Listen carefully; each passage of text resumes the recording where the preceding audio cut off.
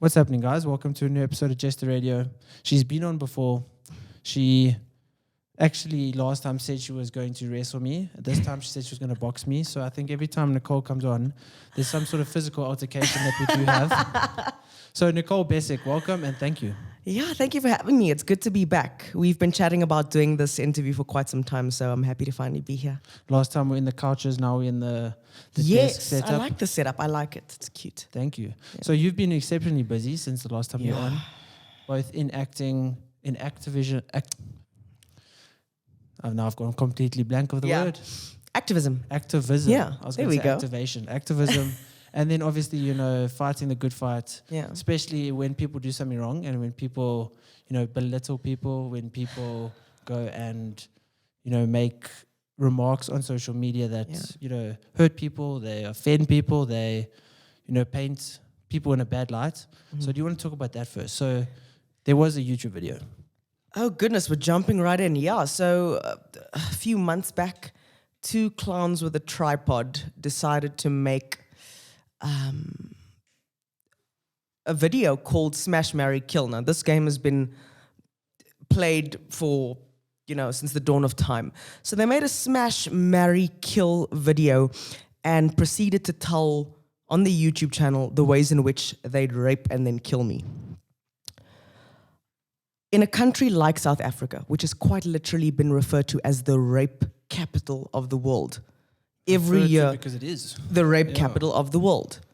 These jokes are not funny. Over and above that, we have the highest rate of femicide in the world. That's man actively killing women, a man killing a woman every few seconds in this country. So in a country like that, you want to be creating content like that. I really wasn't going to stand for it. It was the brazen nature of it all, the way they actively do it every week. They release these episodes every week where they pin women against one another. And I think acts like this need to be called out for what they are. Disgusting, distasteful, and criminal. Making jokes about how you're going to rape and kill me, I don't find that funny. I really don't. They had examples of how they'd they just got into a couple of positions and, joked about the way that I look. Now, I work very hard on my body. I'm very proud of the way that I look. But if you're going to critique that, you've got to look like Dwayne Johnson. You've got to really know you've got to know your things. But now you're going to sit there, talk about women who, on the deepest, darkest day, wouldn't give you a second look, and you want to berate them. Who the hell are you? That was my first issue that I took with it. The second issue, Jesse, was how can I claim and how can I stand up for women and fight the good fight in the ways that I do with my anti-GBV NGO, just in my daily life? How can I stand up for women in the ways that I do and not do the same when someone comes for me? And how I found out about the video is that they tagged me. Their biggest mistake. Their biggest mistake. I don't know if they thought that I was going to find this funny. They say it's an entertainment piece. Now, this game is played in the States. What these kids, and I'll call them for what they are, these clout chasers, what they missed was that in the States where this game is played, every woman on the show consents to being spoken about. They missed that, number one. Even in those episodes in the States and what have you, they don't make jokes about raping and sexually assaulting a woman who doesn't want it. The jokes that they were making about women of color, especially coming from two men of color, it blew my mind. It really blew my mind. So what had happened was I reached out because wrong one. I mean, type my name into Google. This is the last thing you ever want to step toe to toe with me on. This is the very last thing. So I messaged them. I was like, what's up, guys? Listen, you've got 24 hours to take this down. The response was LOL. Sure. So I said, cool. Let me show you how funny this really is. I did a clapback video. I called it out for what it was.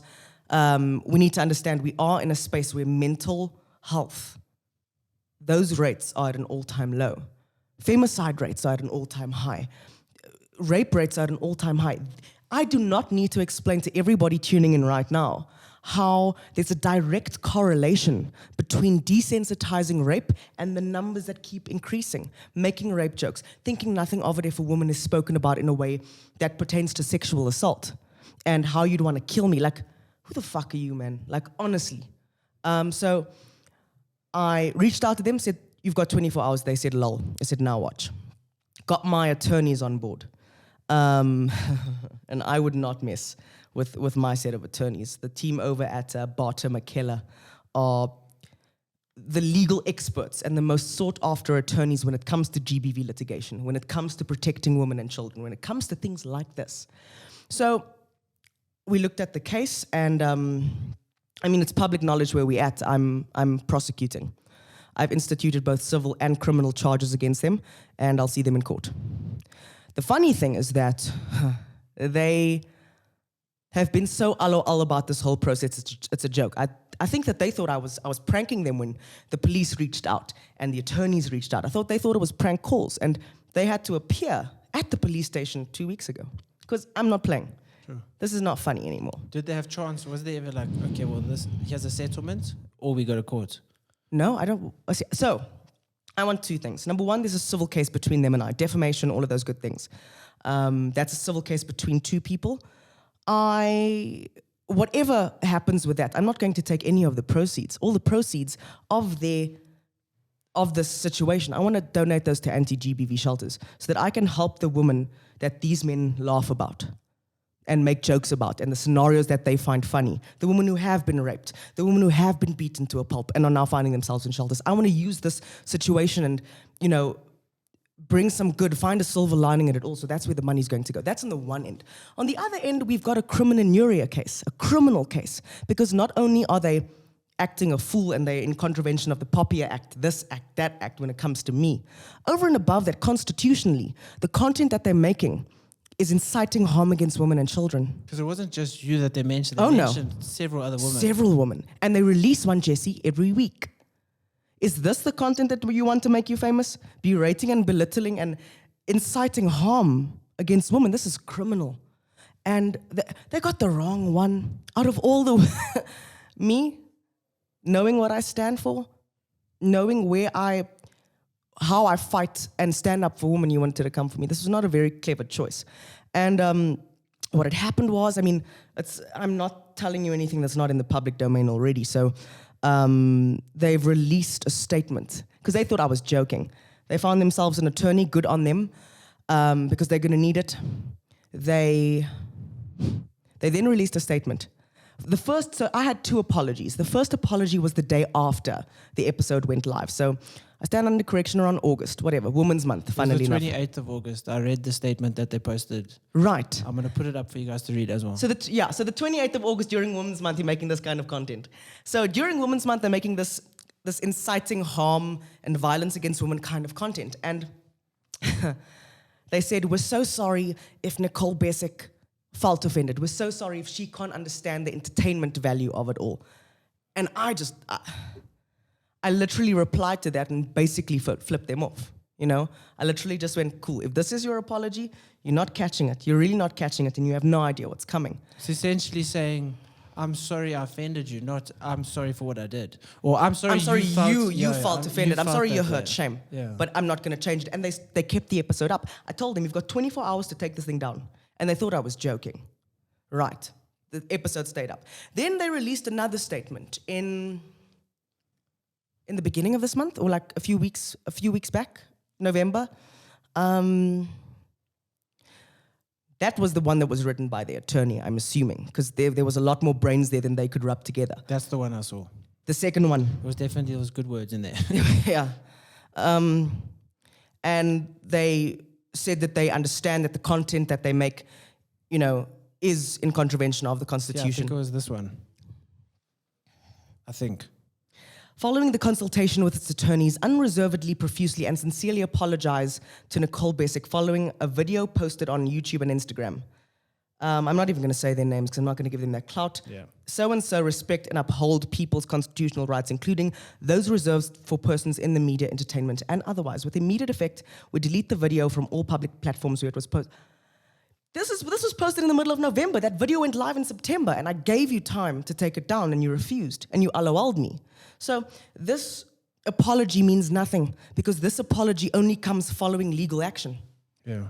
That apology only comes following legal action, following, us actually showing these kids what they're doing is wrong. They're not sorry. And unfortunately, it's out of my hands now, and we'll tango in court. So they still obviously now don't even really they haven't registered what they've done wrong. Maybe once they have to pay everything that they've been sued for. But at the end of the day, I still believe, because they still continue to post content. They still continue to post, obviously not that sort of content. They're not doing smash, marry, kill anymore. Yes. So look, the fact that they've now stopped doing that is already me starting to pull in victories for this. Because people always ask, and I've been to so many interviews where, people go, this is absolutely great, this is everything, but what's the bottom line here? And the bottom line for me, what really, really is important to me is that people cannot make that kind of content. That should not be allowed. For me, yes, I'm in the public eye, but I'm a human, I hurt too. The problem with coming for people in the public eye is we've got access to resources that you simply don't have. So it was very quick to get my attorneys on the phone and start instituting action like this. And you've got to take it on the chin, because we are human. We're not these abstract pieces of this. I get that being spoken about is an occupational hazard. Talk about, critique my acting ability, critique the movies I've done. Happy for that. In fact, I enjoy it. I welcome it, But what I'm not going to tolerate is you inciting harm against me, inciting violence against me. Because let's say I didn't have access to these attorneys, and I didn't have access to this incredible supportive network that I do of women and men who are in my corner supporting me. If I was just another person, far removed, somebody who struggled with mental health, look around you, Jesse. How many women are taking their lives? How many women are X, Y, Z? You know exactly what's going on in this country. Imagine they tackled someone like that. They would have had blood on their hands. This is what I hope people take away from this. Sure, it was me, whatever the case may be. I happen to be in the public eye. I happen to be strong. But what happens if it wasn't? This could have ended completely differently for another woman. And that's my bottom line. My bottom line is that, I've got a win for one is a win for us all. And that's why I've taken the steps that I have. You obviously also spoke to those other girls that they spoke about in the video. And, Yes, so not in my video particularly, but like the woman who were covered the week before, a month before, they reached out to me. They're like, these guys roasted the living daylights out of me. And it actually affected me to the point where, they've said some pretty terrible things. I think they referred to one woman as being the kind of ugly only cancer can give you, or some stupid things like that. Jokes on them, the woman they were roasting had a liver transplant. Sure. Like those, huh? So these women started reaching out to me going like, man, I really, really wish I could do what you're doing right now, because this affected me in X way, in Y way, in Z way. And yeah, it's not even the people who are doing this video. I've seen it on TikTok. I've seen people keep sending it to me, and I'm just like, guys, I hope with this you can see that when you gun back, when people come for you and they want to start things, and I'm not the type, I don't consider myself to be a problematic person online. I don't go around roasting people. I don't go around beefing with people. But you started this fight, I will end it. You brought this fight online, I will end it online. Like, I'm not going to let you take unsolicited jabs at me all day long and not fight back. But just best believe that when it's my turn to punch back, it's going to look a lot different. Yeah. Because I'm not going to do clapback videos. I'm not going to make little memes about you the way they do about the woman. That I'm going to come for you, and we're going to handle this the way it should be. And we're going to handle it and treat it as the problem that it is. And the money, essentially, when you win the case, is going for your Fight for Good Foundation? No, the money will go to shelters. Okay. And anybody who needs it. It's not I won't bring, who knows what the future holds. And I don't even know. So they've got two suits. So the civil suit is a damages claim. So that would sound in money. The criminal one, these guys could look at jail time. So there's two. Sure. Yeah. And I think that's also, we actually, when I was in school, had a lawyer who came, she was a social media lawyer, and she came in and she said, you know, even if you are on a group chat where people are doing something and you don't verbally say, I don't agree with, if someone says something wrong, Yeah. and you don't say, I don't agree with this, or Yeah. if you don't leave the group, you are as accountable as those other people that were actually physically saying it. So that's the dangerous thing about social media. Even, you know, maybe the person that edited those guys' videos, or even though they weren't even on the video, they could be just as accountable. Yeah, you know what? I'm going to let the court decide that. All I know is that I've done my bit. It's up to the law to do its job. And I trust the justice system. I went to law school myself.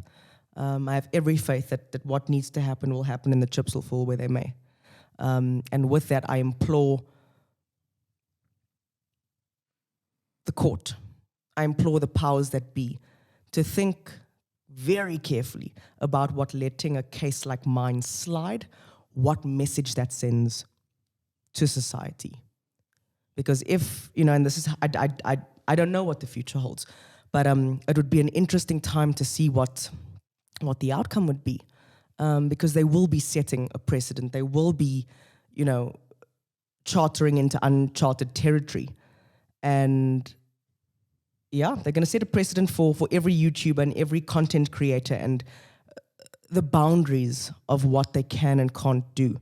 Because here's the truth. Your podcast, my online presence, the pieces of art I create for television and the shows and movies that I do, those all affect society. They all affect culture. That's the nature of it. So putting out these harmful pieces, putting out work that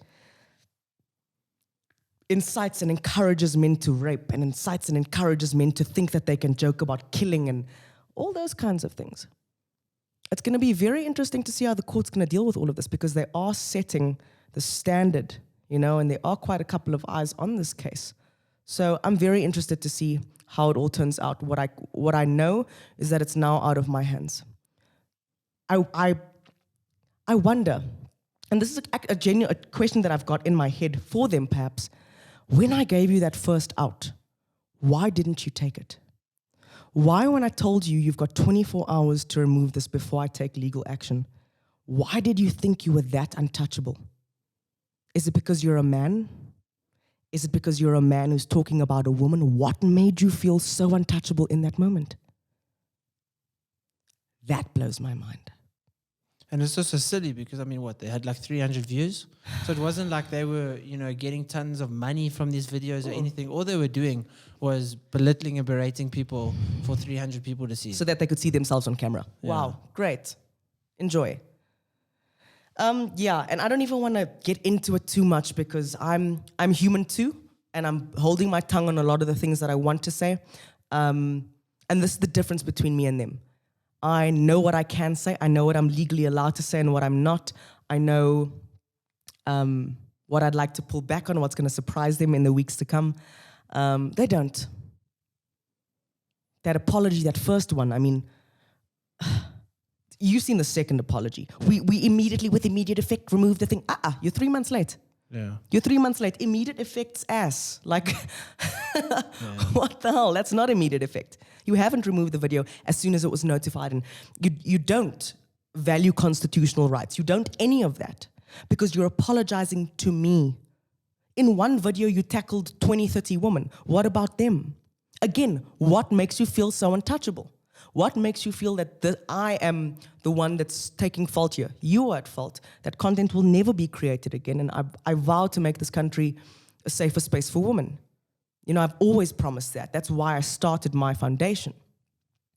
And yeah, the chips will fall where they may. So your foundation, let's go into that. Let's go into the positivity of that Yes. and the good that you're doing. Yeah. So you're you know, essentially, are you helping damaged women who experience some sort of, you know, physical abuse or sexual abuse, and, you know, you take them in 12 weeks and turn them into a warrior. You know, you're taking a victim, turning them to a warrior. Yeah. So you want to explain exactly what you're doing in your foundation? So the Fight for Good Foundation is South Africa's first ever initiative that takes women from victim to warrior in just 12 weeks. We're the first.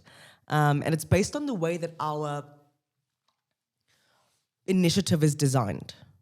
it's a multi-sectoral response. Because what we need to remember is that no two cases of GBV are alike. So then how can we apply a cookie-cutter approach to problems? So GBV, the way we've come to conceptualize it, is it's like the legs of a table, right?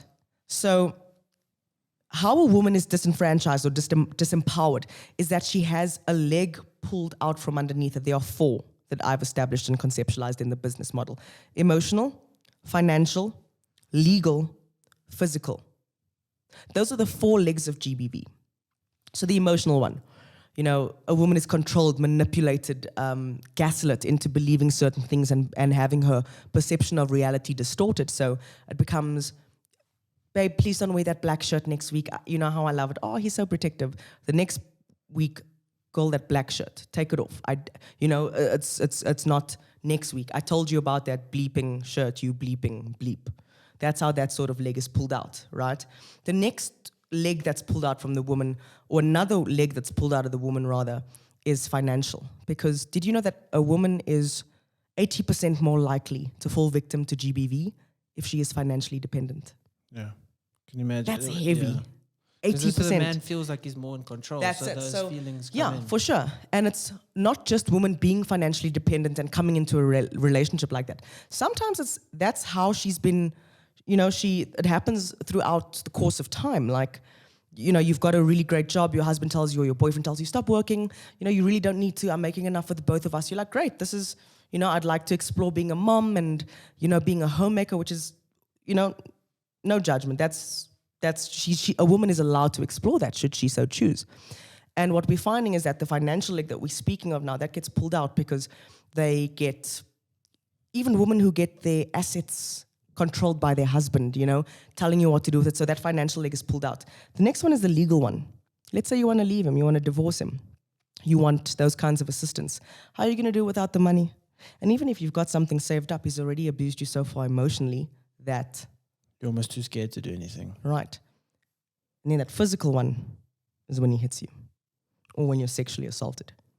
So you can see that GBV doesn't have a face, GBV, what women don't understand is that they are victims even though a punch has never been thrown.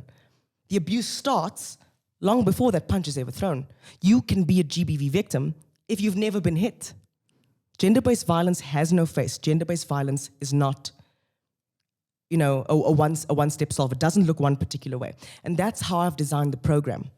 So in these pillars, I've partnered up with the most incredible shareholders and stakeholders. So on the legal side, I've got, again, the most sought-after legal attorneys and legal experts who specialize in GBV litigation. We're not talking about law students. We're not talking about, law society. We're talking about sharks, quote unquote, people who are ready to meet GBV where it is. And those are the people that we've got in that. We're talking Gunston Strandvik attorneys. We're talking Barter McKellar. We're talking Vanolia Stewart. The creme de la creme, and they've come on board and gone, yo, how can we join this crusade? So that's the legal side. On the emotional pillar or the emotional side, we've got one-on-one counseling for these women. On the financial side, we've got business schools, like UJ Business School is one of my biggest partners. Nice. So what they're going to do is they're going to go, cool, this woman has X set of skills. She doesn't even have a CV. Let's show her how to build one. Let's do this over that 12-week period. Or they'll meet the woman where they are. That's how I've designed the business, to meet a woman where she is. So it could be that, it could be she wants to be an entrepreneur, and they're teaching her those kinds of things. So it's entrepreneurship. It's also investing, like women who get wife allowances or girlfriend allowances. We've gotten that case too. And, 20,000 Rand this month, if you invested X, Y, and Z, it's going to look a lot like X amount by this time next year, or whatever the case may be. Those kinds of things. And then obviously on the physical side, now this is something that I take to heart, because obviously my history with martial art and boxing. My business partner is also a martial artist. And when we designed this pillar, and I say this with respect, I cannot send a woman who's getting beat to a virgin, active, box fit coach. This man has never been hit in his face himself. What is he going to teach her? What is he going to teach her?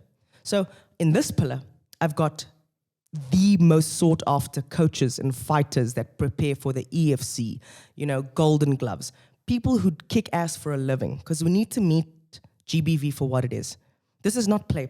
This is quite literally the difference between life and death. So it's important that when we assigned resources, we brought on a team of men and women across these pillars that meant business.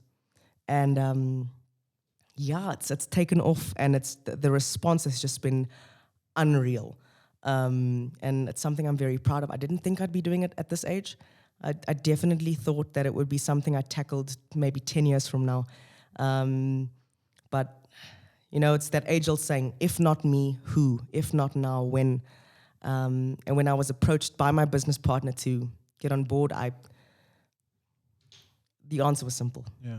And now, say a woman needs your guys' help, Yeah. and she's been harmed in some sort of way. Yeah. Is it you go to these clinics and outsource these women, or do women approach you? So what happens mostly is that women approach us either on social media or through our website, because we've got like a team of people who, are on those websites and are on our social media channels each and every day, who are signing women. They understand the case. So let's say a woman comes to us and she needs to get divorced. We assign her to the attorneys within her area, because there's no use I'm sending you now, you're coming to me with a Joburg issue and now I assign you to an attorney in Cape. So we meet them where they are. We understand. So if a woman comes to us, we understand her need, understand where in the ecosystem she exists and the help that she needs. Because there's no point over the 12 weeks if you come to me with an issue of divorce and now I'm sending you to self-defense classes. It makes no sense. So we establish what your needs are. We partner you up with one of our stakeholders, and we take it from there. Simple as that. And you obviously being a big, lover of martial arts. And Yes. Do you sometimes personally train with these women, do some of the courses and classes with them? So I trust the teams who are implementing these classes, because these are gyms I've trained at before. So yes, I really do lead from the front. And when it comes to the syllabus and what I'd like them to learn, of course, I take this under the guidance of, the black belts and the coaches and all of those things. But I myself have been trained by some of our stakeholders in the fighting department. And so is my business partner. So these women couldn't be in better hands. That's good. And now in terms of, what can be done other than, creating, NGOs like this? Yeah. What can you do in a country where, the rape capital of the world, what else can be done? Educating the women that what these men are doing to them is not right. But also, how do we go about educating men what they're doing is Start not them right? young.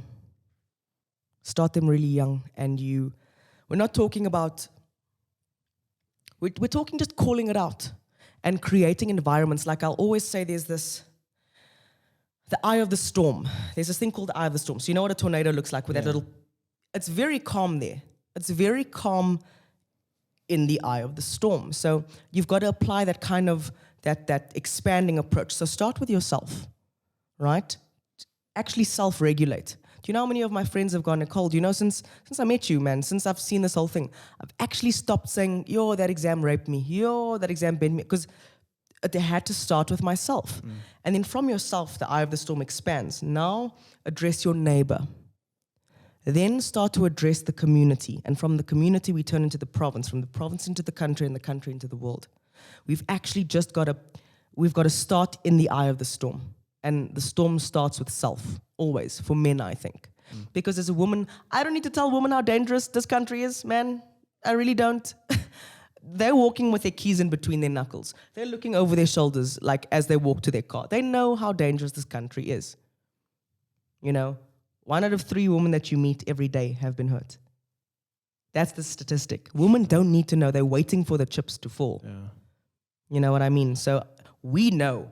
I think it's really, and what Richie Kwan always says, and I know you had him on the show not too long ago, he always says that the only thing that can stop bad, violent men is good men who are more equipped at violence. Yeah. And I couldn't agree more. And we're not talking about, okay, cool, let's everyone just put on some gloves, not like that. Like taking up the fight in ways that don't just manifest physically.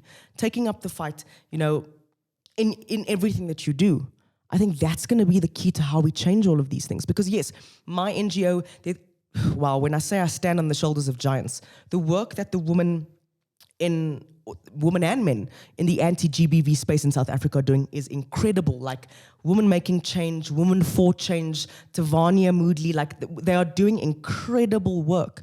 I sort of come into the conversation where my service that my NGO does is a very rectifying one, a protecting one, a re-empowering one. It's not so much the calling out or those kinds of things, but those do have their place. So I really stand on the shoulders of giants when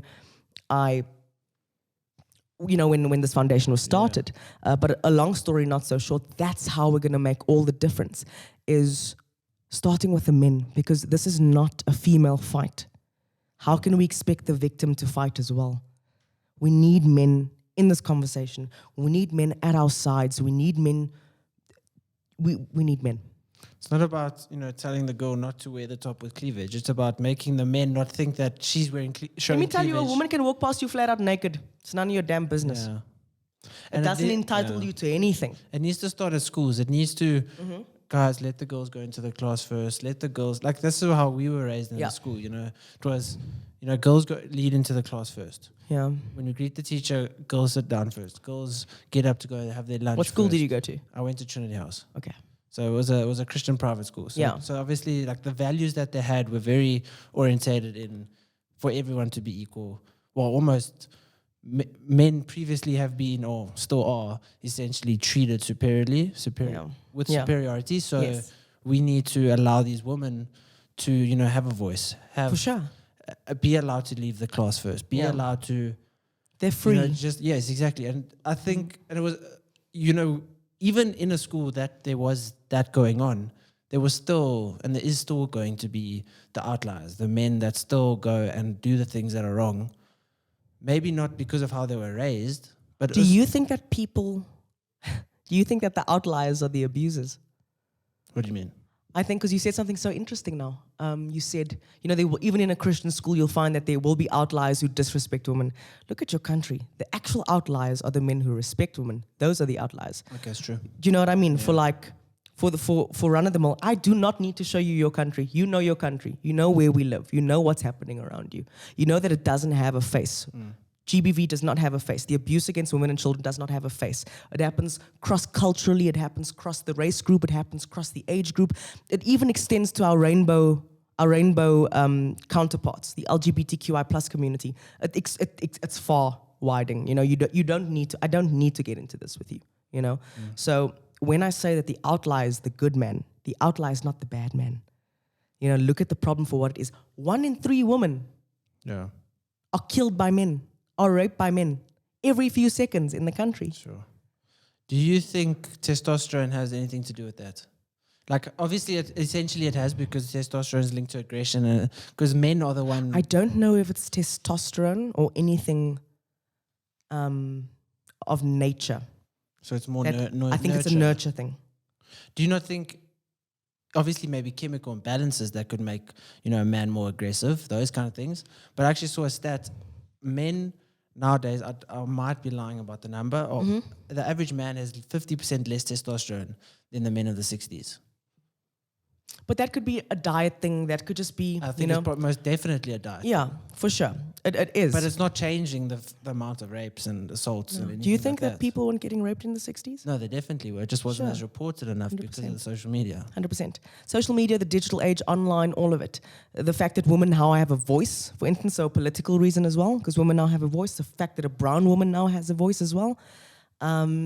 So no, I think it's a nurture thing. I don't think testosterone has anything to do with it. I think it's a nurture thing. Because some of the strongest men I know, their test levels, I'm sure, are through the roof. Some of the most incredible beings that walk this earth. So it's got nothing to do with testosterone. There's not a direct correlation with if you have high testosterone. I think the nurture element definitely is. Yeah. I think if you're used to seeing, a couple of things happen around you or in your home, in your community, if you're used to, back to my point earlier, it's a nurture thing. If you're used to seeing YouTube jokes about rape and how it's fun to joke about rape, what do you think the next step is? What the next step is that it's you're gonna do it. You're gonna do it, and not exactly, not immediately, not tomorrow, but it manifests. That's how that works. So it's a nurture thing, for sure. So that desensitization. Yes. Desensitization. Yeah. Whatever, guys. So do you think that happens because obviously, people playing video games as well. Action video games, Call of Duty, those kind of games where there's shooting, there's violence, there's stabbing. Like, do you think that also desensitizes, people when they're younger, and even movies, more gruesome movies, to being more violent later on? Because I know personally, I absolutely love movies that are gruesome. Mm-hmm. I love seeing, like, it sounds weird, but I love seeing someone's head be cut off. Like, and you're with, one of the most sword. chill people I've ever met. But Sasha was getting stitches, and they lifted her skin just a little bit, and I almost vomited. So I felt nauseous, and I was like, yo, I need to sit down. Yeah. So it's not like any of my, aversions to actual blood were suppressed because of my addiction to seeing violence on TV. But obviously, everybody I don't know. is different. With that one, I genuinely don't know. I mean, I've been asked that question quite a bit, and in my studies, I tackle that quite a bit as well. But it's the nature versus nurture thing, especially when it comes to those, stimuli. There's a lot of things that can be deduced when you have a subject or a person and there's a stimulus that sort of pops up. What they do, is that a nature thing? Is that a nurture thing? There's a lot going on there. So in that, I'm not going to comment on that because I just don't have. I tend not to comment on things that I haven't researched enough and I don't know well enough. But what I do know is that when it comes to GBV, it definitely is a nurture thing. It definitely is a learned thing. What you learn is acceptable. How you see women from a young age is so important. Because I know men who saw that video and wanted to throw up. The video of me, for instance. I know men who really were like, yo, listen here. Drop a pin. Where are these kids? Like, I know men who were spurred into action by it and were so disgusted by what they were seeing. But I also know of men who were like, yeah, but that's normal. That's how we should talk about women. And I went, what? Like, I saw a couple of comments on not even my video, but a few of the others, because I'm not the first person who's called these guys out. Women have had an issue with this channel. And the men were going, yeah, but this is how we talk about women. Whatever, man. It's just a joke. Like, whatever. Like, so it's the kind of, what exists within you and what has been nurtured over the years that has made, that has built your opinion about how you see women, how you see violence against women. And what do you think about, like, the accessibility to things like porn? Do you think that, for younger kids, because I mean, when I was young, I probably... Goodness, where are you taking this conversation? This is such a turn. Okay, let's go. Ask a question. So do you think, having the access to the amount of porn that kids could have today could also desensitize them? Because, you can find whatever video you want and it could be completely... No, again, it's not the stimulus that's the problem. It's the nurture and nature thing. Like GBV, like the shooting, like the porn. What were you raised to believe? What existed in your surroundings? How is that informed and infiltrated the way you see the world? Back to it. If it's porn, if it's whatever the case may be, that's going to affect how you see things. That's the glasses through which you see the world. It's how you've been raised. What has been expected and accepted over the years from you and to you and with you and. So I think I've now come to it, and I think my response is the same for all of it. The stimulus will exist. The rape joke will exist. The external factor will exist. How do you respond to that? That's exactly the danger when it comes to content, like the vidcast that was made about me. That's exactly the issue, is that there are people out there who will look at that and be led by it in bad ways. That's exactly why this kind of content needs to be stamped out. And I'm sure when we post this video, you'll have a lot of people who are going to be like, oh yeah, but it's such a big deal. No. You sound like you've never had a mother in your life. You sound like you've never had a sister or a girlfriend or whatever the case may be. The response to this case has 98% been good.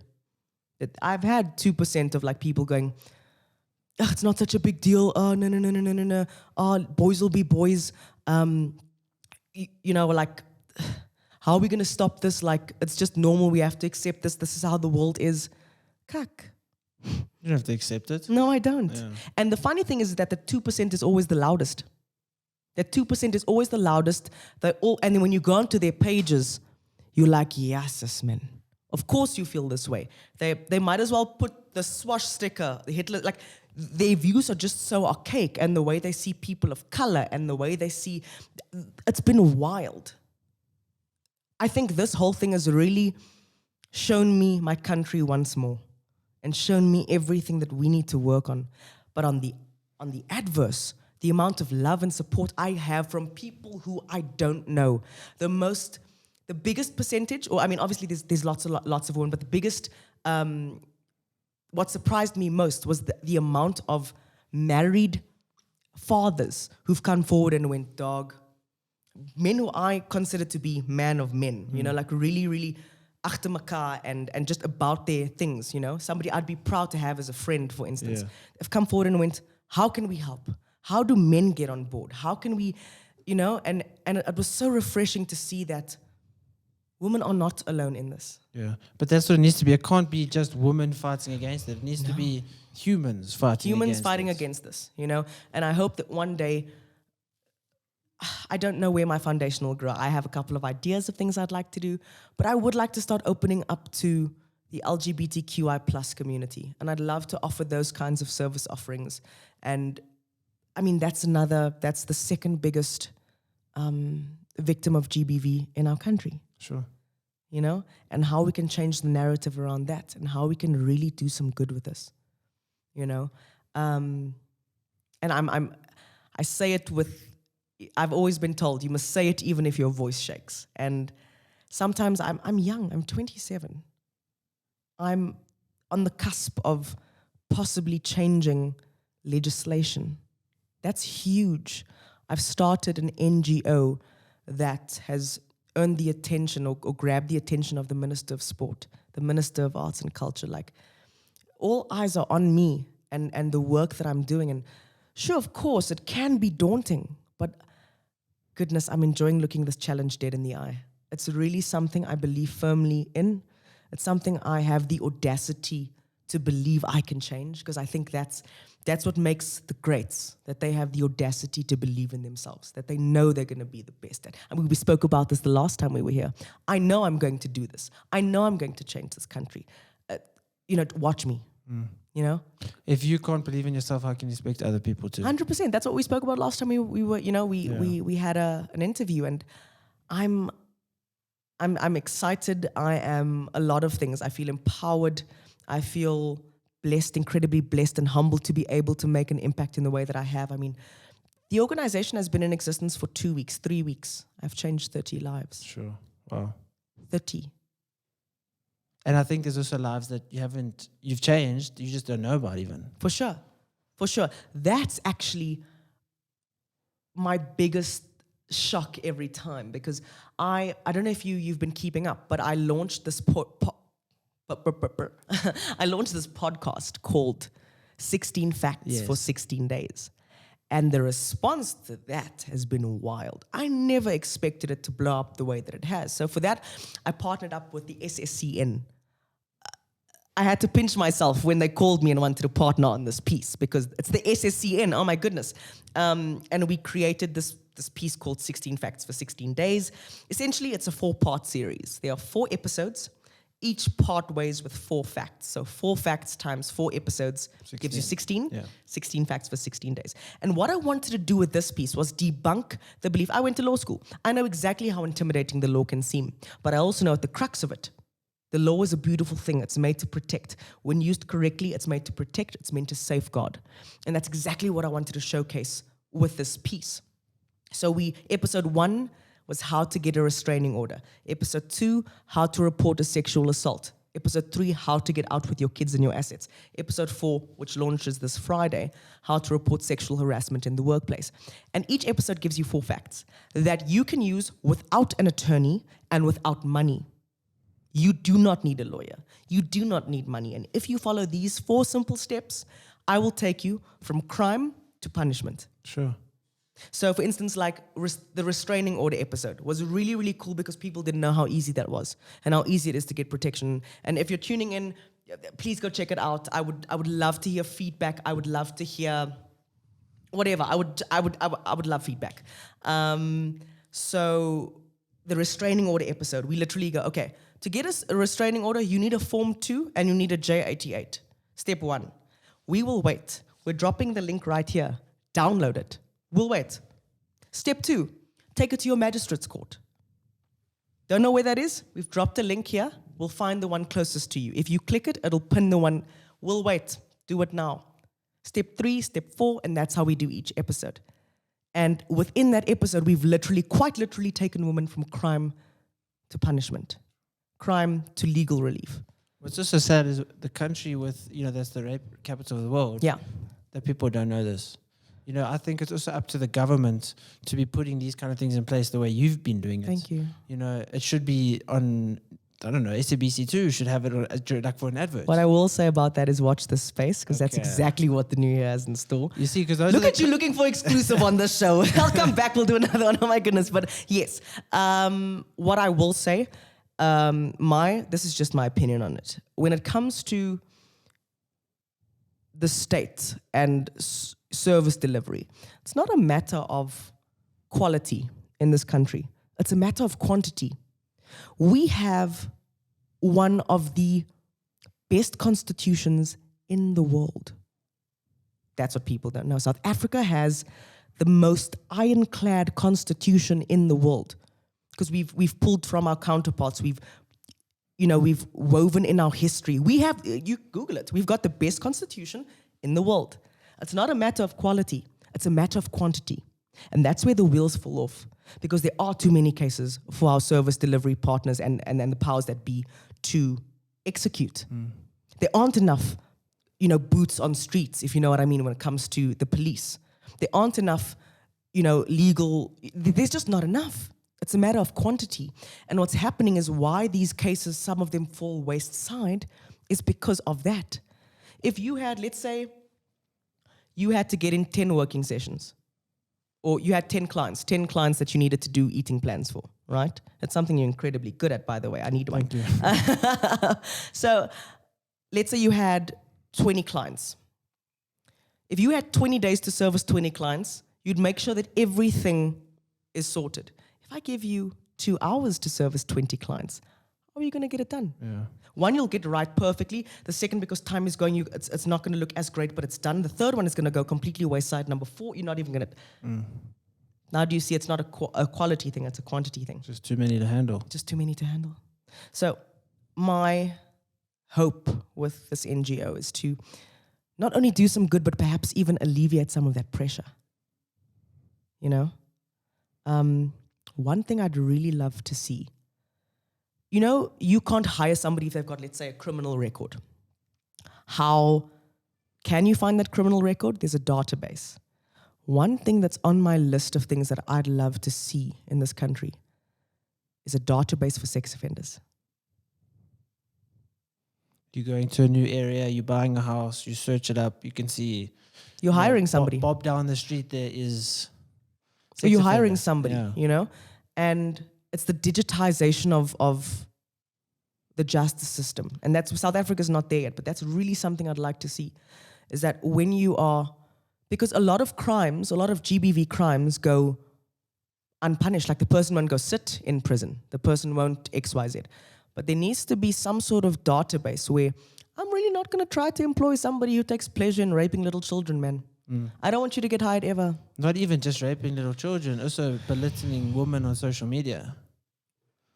I think that's, you need to be careful what you say about people on social media, because it's not just physically touching someone. See, I know I'm not allowed to comment on that right now. Okay. But... Let's move on to Darren's gym.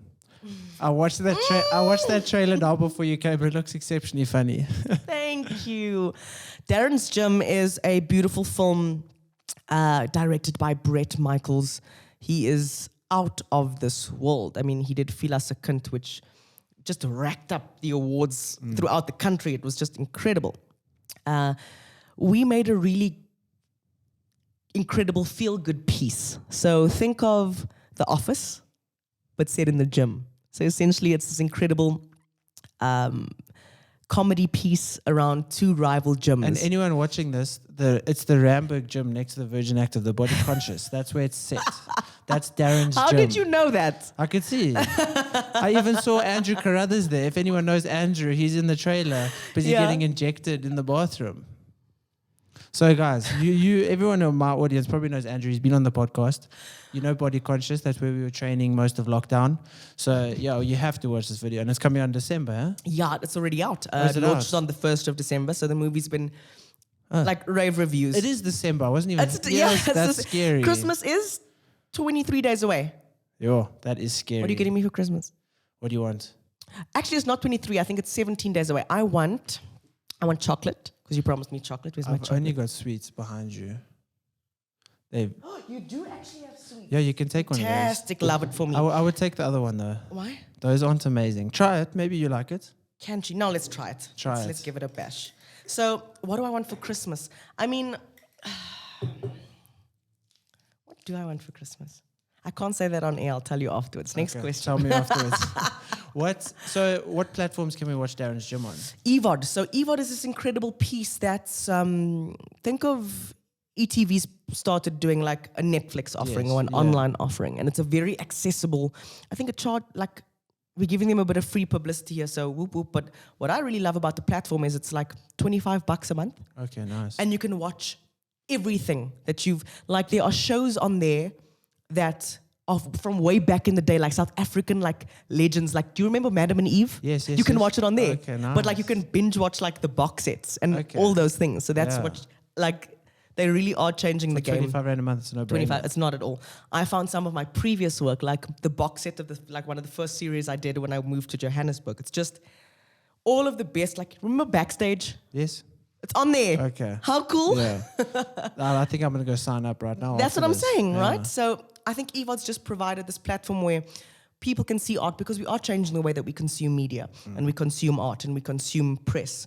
We really don't care to be dictated to. So I don't want to just only have to tune in at 6 o'clock to watch my favorite show. I'm not waiting till next week. I'm watching all the episodes on the whole The same Sunday. day kind of a thing. And they've met their target audiences where they are. And that's how we're consuming media. So both Darren's Gym and Ispindicelo, which is, the telenovela I've done this year where I play the stripper.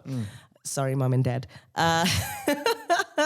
That's also available for viewing on there. So EVOD has really just changed the game when it comes to how we're consuming media and bringing back those feel-good South African pieces that we grew up watching. Now you've actually got access to those. Because, how many times aren't you sitting on Netflix or Showmax? And, there's all these amazing stuff coming out, but the amount of times I go back and watch my favorites is just... And also, you can, on Netflix or whatever, you can go... Yeah, those are probably very hard. I apologize. Don't break a tooth. That's also, you can't go on, even on Showmax, you can't go back, to a back catalog of, old, like Adam and Eve. You can't get, you can't get, Seven Delan from 15 years ago. No, you can't you can't get that. Seven Delan because that's a completely different channel. That's like SABC2. Okay. All the ETV stuff from forever ago. Okay, all the ETV stuff. Yeah. And are those a bit better? They might be stale. No, nice. Good. Nicole, I want to say thank you so much. I'm going to go home. I'm going to watch Darren's Gym. I'm looking forward to that. And thank you so much. And thank you for fighting the good fight for women who maybe don't have a voice, women that maybe are too scared to come forward. Now they have a platform to come forward to get the help that they need. And hopefully, someone watching this video needs that help. And, in the future might need that help. So thank you for helping them. Perfect. Thank you for having me. Of course. And thank you guys for watching. I bet when I land, they gon' tell me it's luck again. See that I'm winning, it's harder to watch. I'm setting the stage, you should give me my props. You ain't got no soul, you lacking the spirit. You talk out your neck, I'ma show you I'm with it. I don't really hate for